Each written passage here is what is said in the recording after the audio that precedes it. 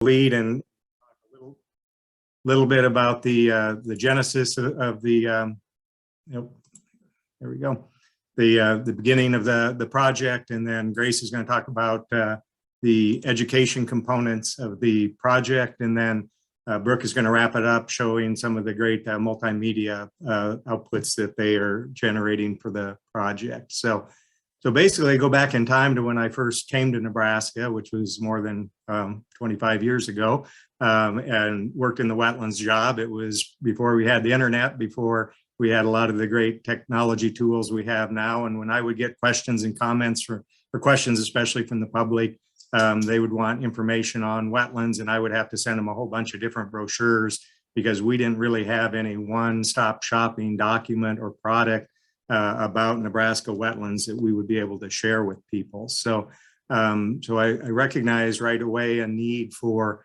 having a comprehensive set of information about specifically about Nebraska wetlands. About that same time, my kids were also in grade school, and I would get tasked by their class, their teachers, to come and talk about wildlife of Nebraska or wildlife in general. And of course, I would tailor that to wetlands of Nebraska. And when I would talk to the class or the teachers, I would just kind of get blank looks from them when we talked about, are there wetlands in Nebraska? Are there any unique and amazing animals that use those wetlands? And instead, they just had no clue. They had no resources to use that were Nebraska specific. And so it became quite evident we needed information about Nebraska wetlands to share with the general public and also to share with schools throughout the state. So we initiated a project in 2000 that culminated in 2005 to produce the initial guide to Nebraska wetlands, a special edition of Trail Tales, and a Wetlands of Nebraska video that Nebraska Educational Telecommunications put together for us. These products certainly met the need at the time, but now they're more than 15 years old. And obviously the way people consume media has changed, and also the type of product has changed quite a bit. Some of you may recognize this as a VHS tape. Some of our initial product was put out actually as VHS tapes, which obviously are quite obsolete now. And if anybody needs a free VHS tape of the wetlands of Nebraska, I certainly can provide that for you free of charge. But we also produced DVDs and eventually uploaded it to YouTube when that became available. But it became obvious that these materials really were in need of updating. And so in 2019, I met with Lindsay Rogers, who's now our division administrator for our Fish and Wildlife Education Division at Game and Parks. And I wanted to have Lindsay's blessing and input, and certainly participation from her division before we would go forward with updating this material. So it was really important to have that input and participation. And Lindsay was excited about the project, and we decided to move forward with initiating it in 2019. And we also had been admiring, as many of you probably had, the Platte Basin Timelapse crew, the work they'd been doing that was co-founded by Mike Forsberg and Mike Farrell. And so Lindsay and I set up a meeting to talk with the two Mikes and to talk about how to possibly move this project forward. Certainly we're interested in the quality of the work that they were doing, and also how they were using more modern tools to share information with the public. And so with that, we initiated this Wetlands of Nebraska Outreach and Education Project. We were successful in getting an EPA grant in 2019. And there's a goal statement there. I won't read that, but basically it's updating and then the products or outputs are updating the guide to Nebraska wetlands, a wetlandology publication for students, a series of multimedia products that Brooke will talk about, and then updating our website. So with that, we formed a core team. Grace Gaard came to work at Game and Parks in 2019. So that was great timing as an aquatic education specialist with an interest and expertise in wetlands. So Grace and Lindsay, along with some of our communications staff, Shauna, Nick, and Jeff, Randy Studheit and myself from the Wildlife Division, Kevin Pope's involved from the School of Natural Resources and Cooperative Fish and Wildlife Research Unit. And then we have the Platte Basin Timelapse crew, and Brooke will introduce those in just a moment. We also came up with or formed an advisory committee to help us guide this project. And so that included teachers from a variety of schools around the state and other educators and other people with expertise in content. And so while the core team is kind of making the sausage, so to speak, the advisory committee is going to be reviewing those products and making sure that we're on track and producing products that are going to be used and usable in the end. Brooke's going to also talk more about the wetland types and how the producers are doing their work, but we have an amazing diversity of wetland types across the state of Nebraska. So there's these main 4 types, and also we added an urban and wetlands are everywhere component to cover with this project. We are certainly working in biologically unique landscapes. These stars show some of the places the producers have been doing work or are going to be doing work as they wrap up. And so they're collecting a lot of great content in a number of our biologically unique landscapes across the state. And finally, while we are producing product for everyone in the state, schools are certainly a big target, and schools can be a challenge to get information to. We can have great compelling stories, solid science, and really cool, neat videos, but if we don't have a way to funnel that information into classrooms and have teachers use that material, it's really challenging to educate that next generation. And with that, I'm going to hand the presentation over to Grace to talk about the education aspects of the project.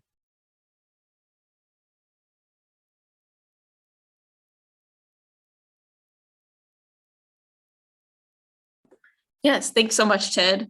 I'm part of the Fish and Wildlife Education Division with Nebraska Game and Parks. And so kind of reiterating what the goal behind this whole project is and continues to be is to increase the awareness of the value of wetlands in Nebraska and an understanding of the need for wetland conservation in our community, right? So with education and wetlands together, and kind of my role in this project, a big piece is finding those connections, right? So we're gonna really, our role as educators is always kind of trying to be that bridge with scientific information and putting it into a language that people can understand and relate to. And so that's kind of been the role that I've been playing within this project.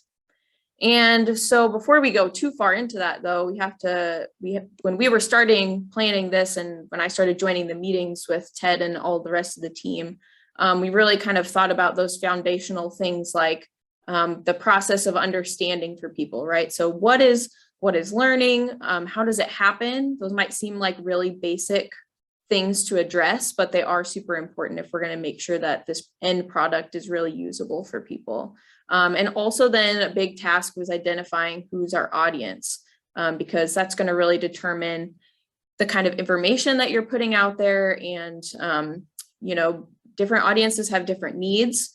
You might putting a 5th grade teacher in charge of a kindergarten classroom, that could end up with really different mixed messaging going across there because they might be used to talking to one specific audience. So that was a big challenge with this, with the ultimate goal of making people care about conserving these wetlands and what will lead to that.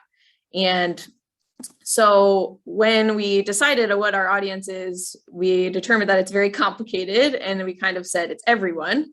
With general public, that's a big audience, right? So then we kind of started narrowing it down a little bit, and we've still got children and adults in this audience. We want to engage all those different age groups. Like Ted said, classrooms have been a big focus of mine, so I'll talk about that more in just a second. But then, we started to think, who's going to use this? Well, how are they going to use it? And, landowners are going to use some of those materials that Ted is working on, that are guides for how to, take care of your landscape, especially when it has a wetland on it. And then people interested in nature as well. And so also the challenge is, how do we get new audience members to enjoy these materials too? So there's a lot of thought behind who is our audience, figuring that out, and how do we reach them the best way that's really gonna impact them and make them care about wetlands. So I am gonna dive a little deeper into that classroom side of things and teachers, because we know that audience really well. We kind of know what they need and how they need to receive it. And so those are going to be things that are really helpful when we're making those materials. We know exactly how we're going to be implementing them to this audience. So if you're unfamiliar with Nebraska state science standards, essentially they're broken down into kind of 3 big pieces. And the first big piece is disciplinary core ideas. So those are big scientific concepts, essentially, that they learn about in all grade levels, but in different ways. So those are the big piece, the chunk, and then cross-cutting concepts are kind of the second piece of state science standards. And those are the pieces that are going to be used to organize and make sense of the core ideas. So things like structure and function, energy and matter, all of those different pieces fit within cross-cutting concepts. And then science and engineering practices are the third major component of state science standards.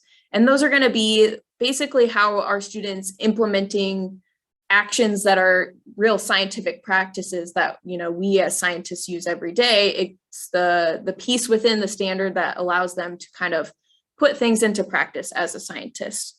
And how can they show that they are doing that? So for an example, oh, sorry, and one more thing, within state science standards, there's this little symbol that has a great blue heron, and they'll put it next to science standards that they think can tie into Nebraska specifically.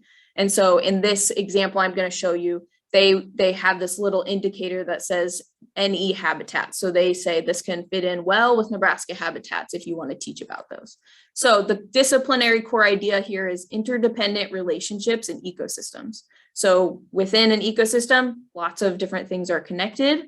And then the standard is construct an argument. So that scientific practice of actually doing something like construct an argument with evidence that in a particular habitat, some organisms can survive well, some survive less well, some cannot survive at all. And that is, you know, taking a lot of different concepts and putting them into one.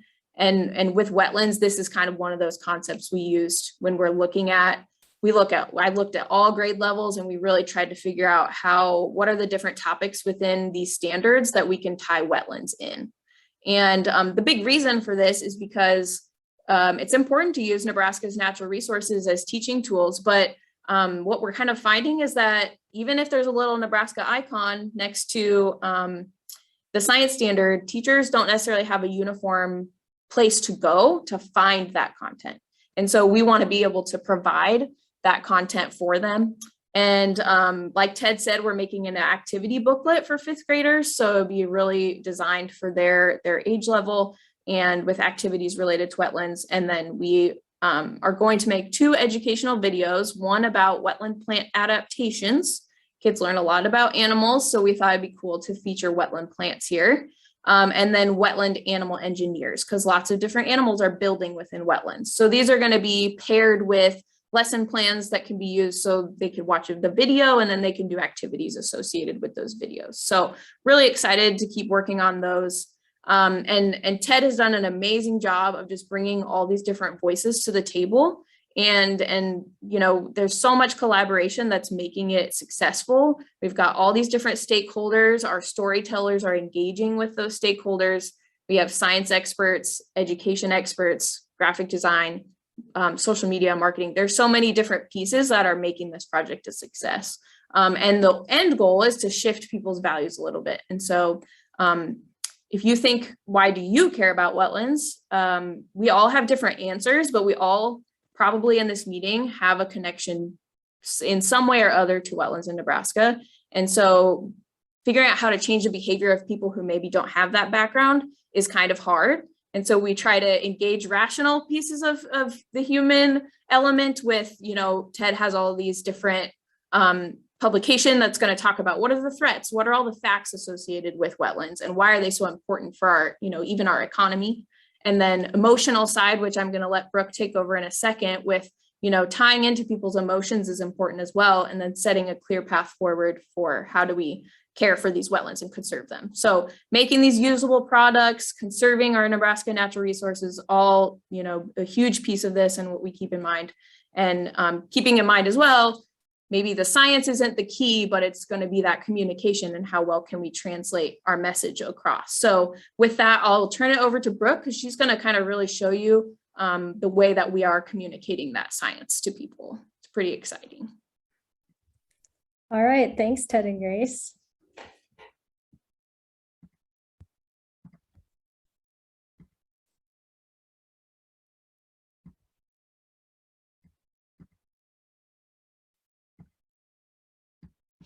All right, can you guys see that there? All right, so like they said, I'm Brooke Talbott from Platte Basin Timelapse, and I just wanted you to meet our team. So it's not just me that's working on all of the multimedia that you're about to see.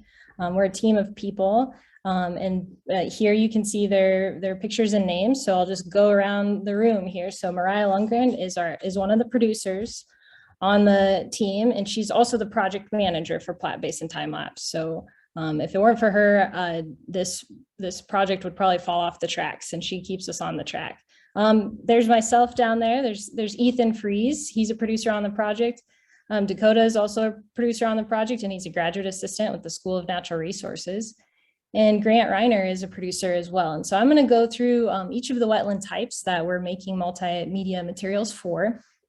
And you'll see a picture of each producer by that wetland type. And Ted or Grace, feel free to chime in if you see something on the screen that you just want to describe, but I'm going to go through and then we'll end with a video and questions and answers. So let's get started. So one of the wetland types is sandhill wetlands and alkaline wetlands.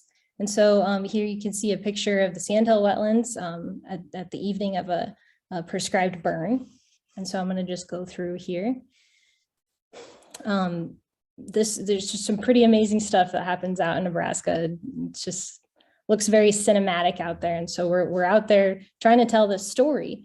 One of the big conservation tools that we have is fire on the landscape. So that's going to be a big part of this sandhill wetland story that we've got going that Mariah has been working on. Here's some of the characters in our story. Ted, you'll have to remind me of the biologist's name. She might be in the room, actually. I don't know if Ted can chime in here, but these two are looking for Blanding's turtles. Ashley. Thank you, Ted. And so Ashley's going to be a big character in the Sandhill chapter. And here's them catching some Blanding's turtles, which is an at-risk species out in the Sandhills, a really important species. And so, very charismatic, and that's kind of what we're trying to do. Like Grace said, we're trying to get people to get curious about this. And, if you see kind of a picture of a turtle, out in its habitat like this, I mean, how can you not fall in love? Here's some more images that'll be part of the story to give people a feel of what it's like out there. That's our ultimate goal. So another big part of the Sandhills wetlands is ranching. So this is a family that's a good friend of ours, the Schweitzers, out by the Calamus Reservoir, and they have great habitat on their land, and landowners do incredible things to help our ecosystem and conserve it and preserve it for the future. So they'll be another part of the story. And then we do get to do some fun things at Platte Basin Timelapse, like join families for their 4th of July festivals. So also trying to kind of get the flavor of what it's like to be out there.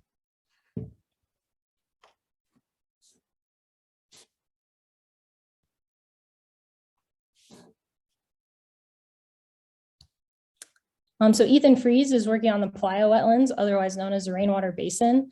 These wetlands are, just smack dab in the middle of, agricultural crops and things. And so this is a really nice illustration of kind of where it is on the landscape, because when you're standing down at the playa, you can't really get, the sense of like, this is just right in the middle of all of this other stuff happening.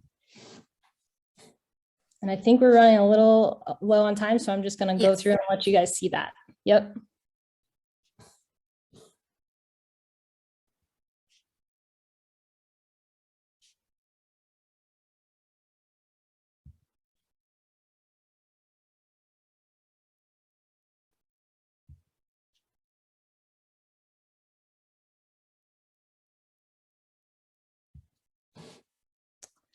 Another big thing we want to illustrate is just the human and wildlife interaction, to get people to think about that, because that isn't going to go away, and we need to protect these spaces as we, keep going.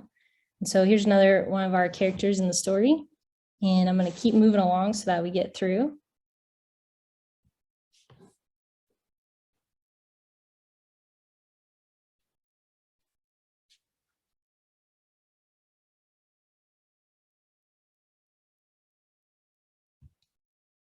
Grant Reiner is working on our riverine wetland story. So fire is another important management tool, so we're capturing that out there as well. One of the most fun things about the riverine wetlands has been the challenge for us to get underwater. So Grant's done a great job at putting on his wetsuit and his snorkel and his goggles and getting his camera underwater to give people a picture of what that's like down there. So some pretty incredible stuff happening beneath the surface. And I'm sure if you can ever meet up with Grant, he has a lot of fun stories of fish crashing into his goggles and trying to figure out what he is.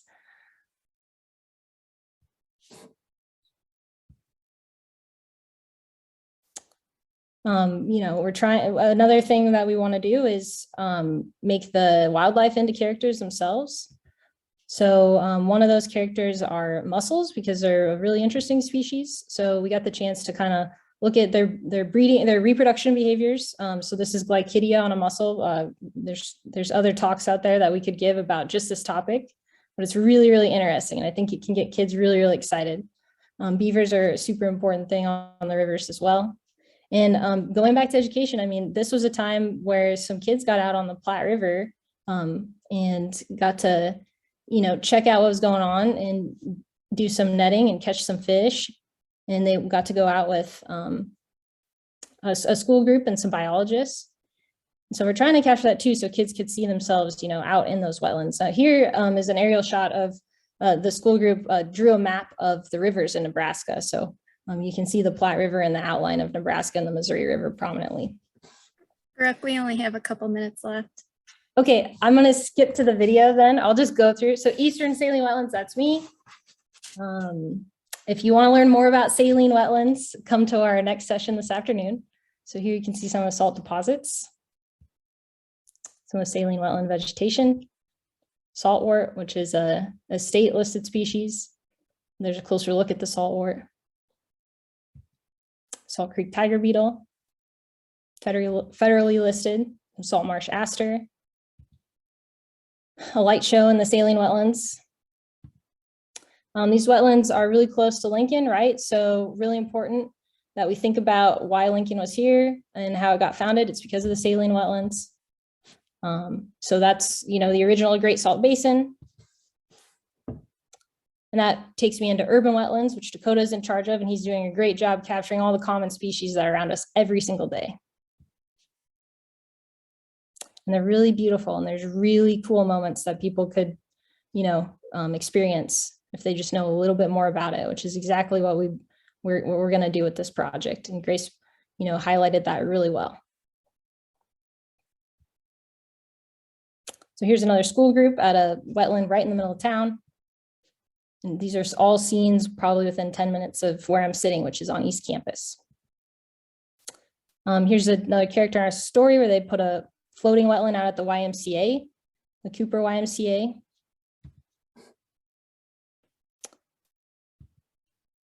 And so those are kind of neat to be a part of that kind of stuff. Dakota's also doing studio sessions with plants, which kind of gives them character and life.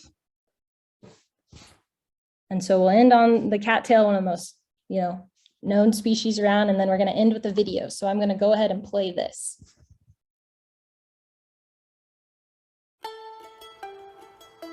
So I would describe a wetland as an area that's characterized by water presence. Some wetlands do go dry and then water fills them back up. A specific set of soils, vegetation, and then that hydrology. They're unique, diverse ecosystems found across the globe.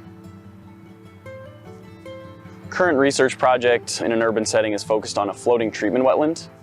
A floating treatment wetland is wetland plants placed in some sort of buoyant mat so that the plants can sit on the water surface and their roots hang down below in the water column. These wetlands have the capacity to remove both nitrogen and phosphorus. Plants can be amazing. A number of years ago, I just thought, I wonder what it'd be like to sit on a muskrat house or stay out in the wetland and let it get dark. After you sit a while, then the marsh comes back to life. I think if you would play that to someone on the street in Nebraska, they might think it was somewhere really exotic. Instead, it's in a wetland 8 miles out from Lincoln, Nebraska.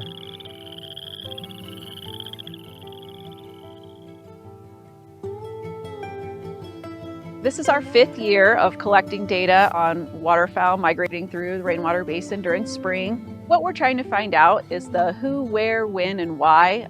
A lot of species depend on the food they get out of the wetlands, which allow for a more diverse diet and really give them those nutrients and calories that they need to continue their migration and to start nesting once they get up north.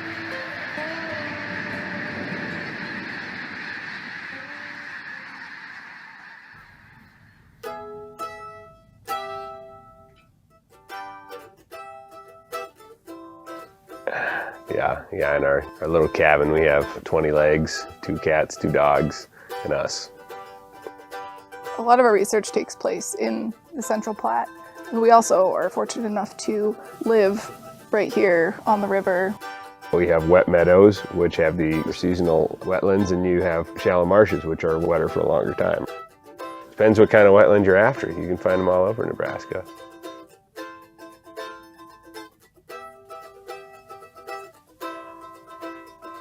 These are just a record of our earlier project.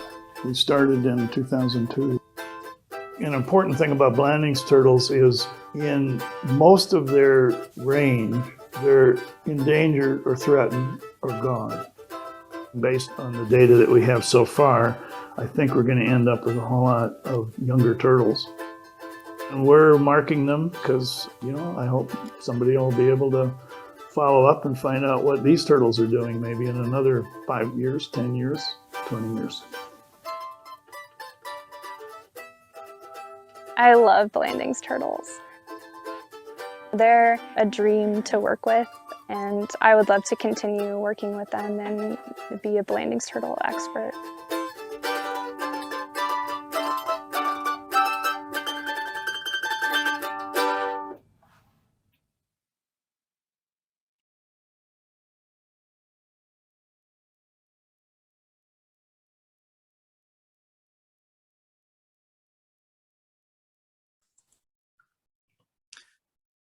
Well, thanks, Brooke. I'll close it up with just a couple of comments. I know we got just a minute left, but as you can see, the Platte Basin Timelapse crew does amazing work. They just are dedicated, super creative. They have a lot of expertise there. They do really a lot of amazing things, and they have a lot of passion for what they're doing. So that's really, really great to see. And really been pleased to work with that whole team, the core team, and the Platte Basin Timelapse crew. And with that, yeah, go ahead, Brooke, and that final slide just has some information about where you can find additional information about this project, and you can visit that website and more information. Final product is slated to be released about mid next year. So thank you, everyone. Thank you all. This was such a great presentation.